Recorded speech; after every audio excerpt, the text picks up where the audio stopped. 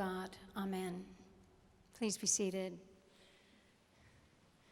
Good Christmas Eve to you, friends. Such an honor to be with you here in the sanctuary of this great cathedral and with those of you watching on live stream. For this night would be like any other night, were it not for our collective decision to be here, united in our longing for light to shine in darkness and for our hopes to be fulfilled, united here in our prayers for a different kind of world. Our spiritual ancestors determined that this would be the night to celebrate Jesus' birth. They did so for all sorts of reasons, among them the obvious association of celebrating his light shining in the darkest night, to underscore his coming in vulnerability, his birth on the margins of power and influence, all of which is to say, in spiritual language, what the youngest child, the most sophisticated theologian, and all the rest of us can understand.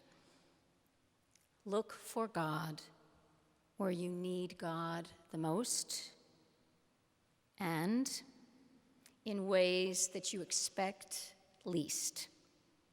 Furthermore, the part you play in God's coming is essential. Now, you're not the main event, neither am I, but without us, without humankind, there would be no need for Christ to come, and there would be no one to receive him. Father James Martin said recently, there's good news and there's better news. The good news is that there is a Messiah, and the better news is that the Messiah is not you, it's not me. To which I would add, and the astonishing news is that the Messiah needs us. The fact that we're here, alive, in this moment of human history means that we're the ones now through whom the meaning of Christmas comes alive or not. As St. Augustine said, right around the time when Christians first began celebrating the birth of Jesus, God without us will not, and we without God cannot. Not just on Christmas, but every day. God's invitation is to join in this extraordinary work of healing, loving, changing the world. So let's start with the first and most audacious claim of Christmas, that God actually shows up where we need God most. There's considerable evidence to dispute this, and in the face of that evidence, sometimes despair washes over even the most sturdy Christian soul. But let's be real. If faith in God and trusting in Jesus were dependent on having all of our hopes fulfilled, all of the dreams God has placed in our hearts realized, the entire spiritual enterprise would have closed up shop long before we arrived on the scene.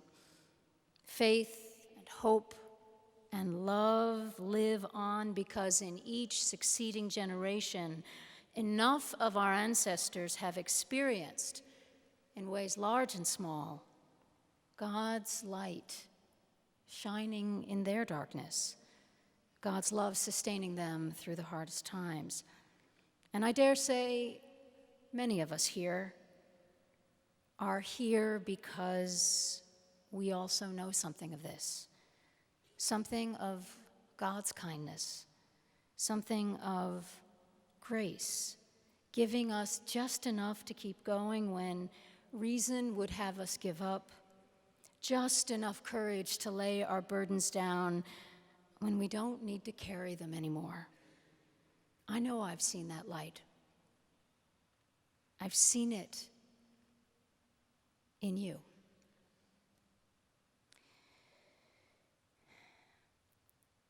The Jesuits teach us to look for God in all things, and chief among them now is Pope Francis. And in honor of the Pope's 78th birthday, the Huffington Post recently listed 8 of his most memorable quotes from 2014.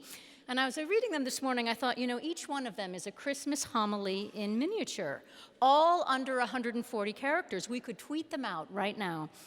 I'll tell you what, I'll give you 3, and you can look up the rest. Number 1,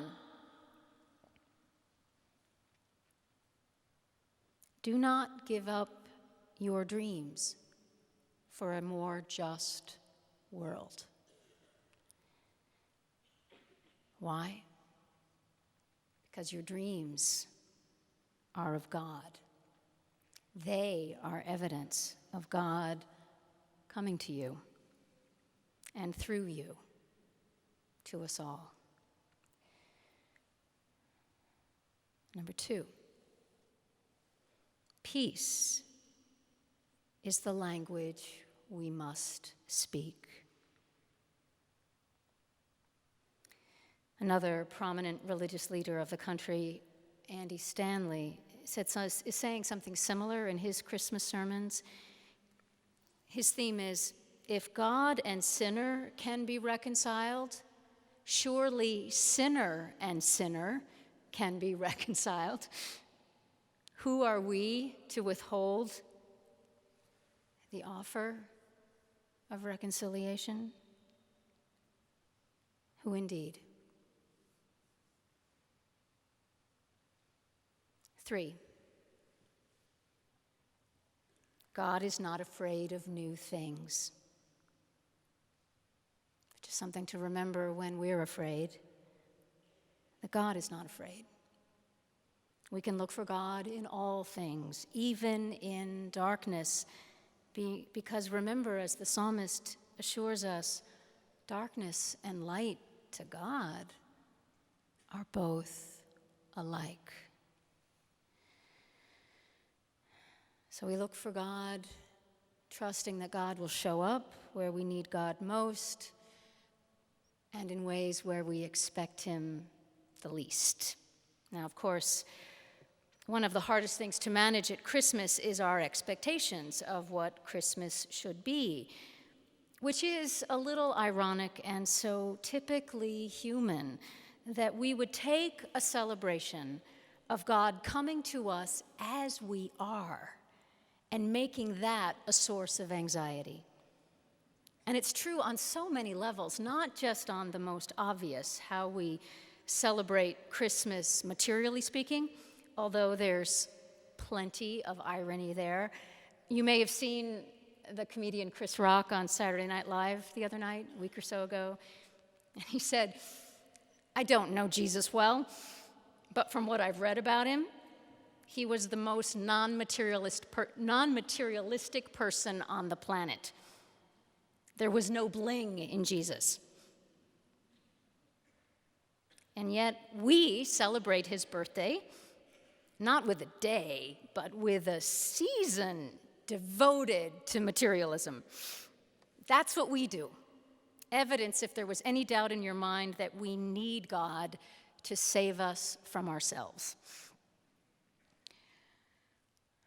But beyond that, and more seriously, actually, we've tamed Christmas with these idealized sentiments of goodness and peace, light and joy that no human life, and certainly no human family, could ever live up to.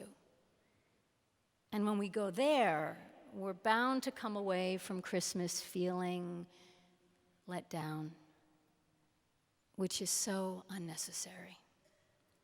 Because the point of it is exactly the opposite. Christmas is an astonishing expression of God's coming into the grit and the mud and the mess of our most hopeless circumstances. Remember that the story begins with an emperor, right?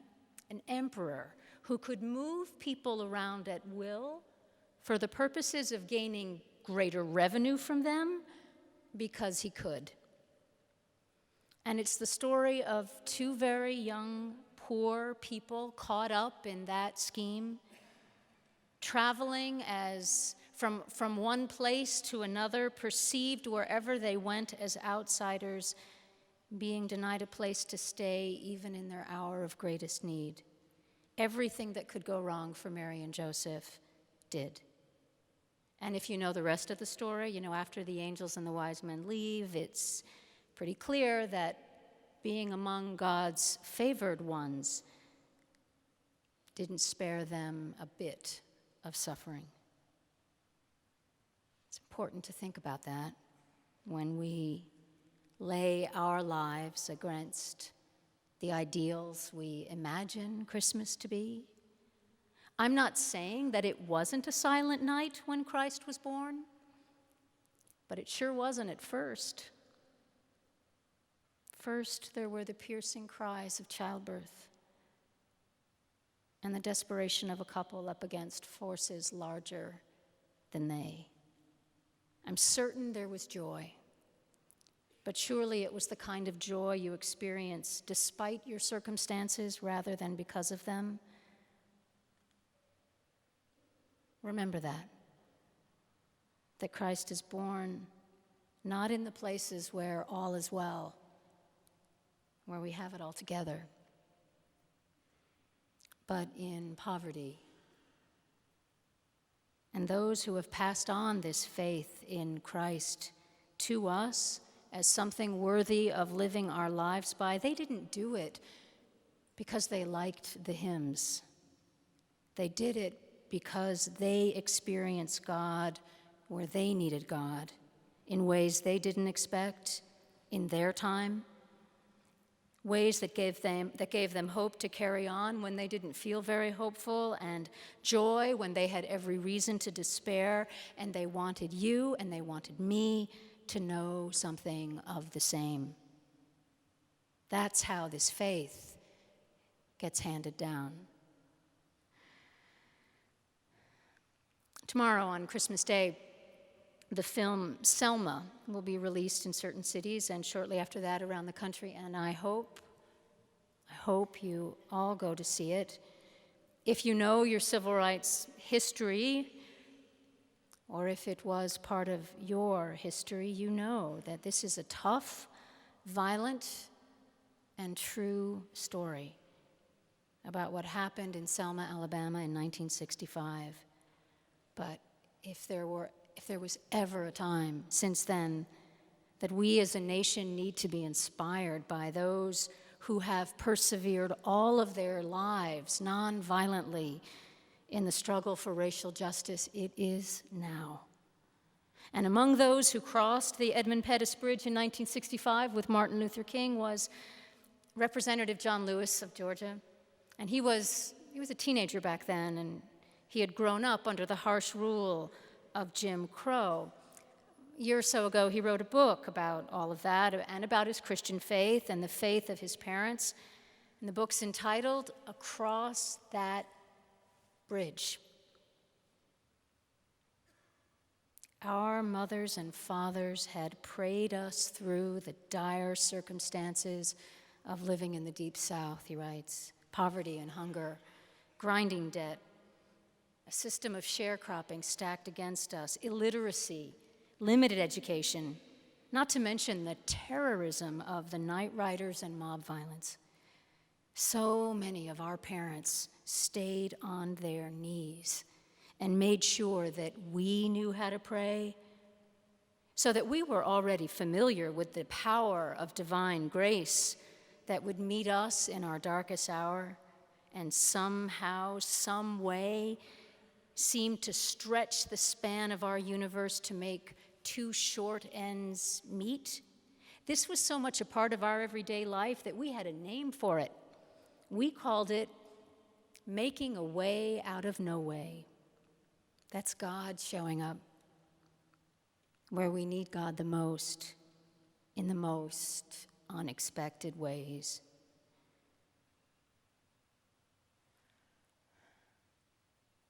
And finally, friends, we need to remember now the part we play in this amazing, continuing story. Just as Jesus wouldn't have been born without Mary and he wouldn't have survived without Joseph, Jesus will not enter our lives without our willingness to receive him, and nor will he change the world without our participation. God without us will not. We without God cannot. It only happens when we say yes.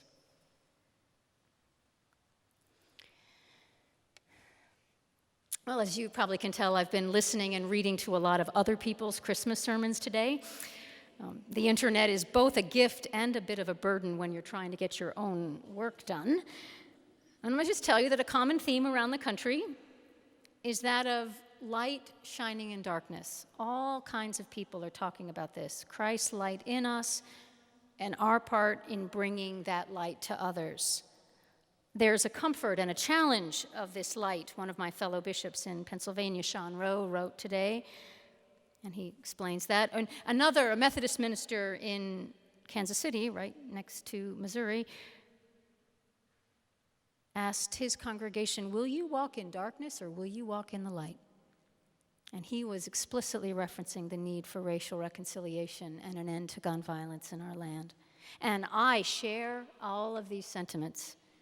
I feel myself the call to receive and walk in the light that darkness cannot overcome, and you can be sure that the dean and I and all in this cathedral and all in this diocese are committed to that good and holy work. But I have to tell you that tonight I hear just a slightly different call. It's been ringing in my ears actually since last Friday morning, when the children of Beauvoir School had their Christmas chapel here in the cathedral. And among the songs they sang was one with a simple refrain, have you any room? And that's the call I hear. Have you any room? The first grade class standing right there sang it over and over again as two of their counterparts walked across this platform portraying Mary and Joseph, knocking on doors. Have you any room? And then all the first grade class shouted at the top of their lungs, no!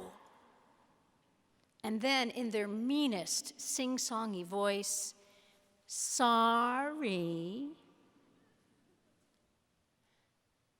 It broke my heart. In my mind's eye, I could see all the people and the concerns that I don't have room for. I thought of how I respond when people stop me when I'm on my way to a very important meeting, or speak to me when I'm tired. No room. I heard all my lame excuses for not taking time to pray. No room. I'm too busy. I heard in the young ones portraying Mary and Joseph, I saw the Central American children at our borders, the homeless, men and women sleeping on heat grates, standing along the highway, all those we've consigned to the darkest corners of our criminal justice system, all whose lives we are willing to throw away. Have you any room? The children began to sing again, and I wasn't sure I could bear to hear another verse. But this time, instead of saying no, they shouted, wait. And my heart just leapt. Wait, they said. We have a stable. Mary and Joseph can stay there. A stable wasn't much of an offering, you know. It was like a first century parking garage. But it was enough room for God to make a home. Have you any room?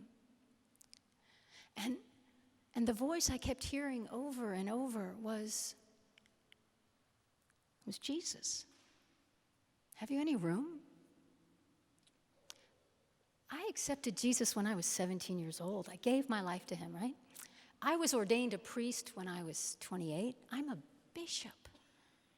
Have you any room?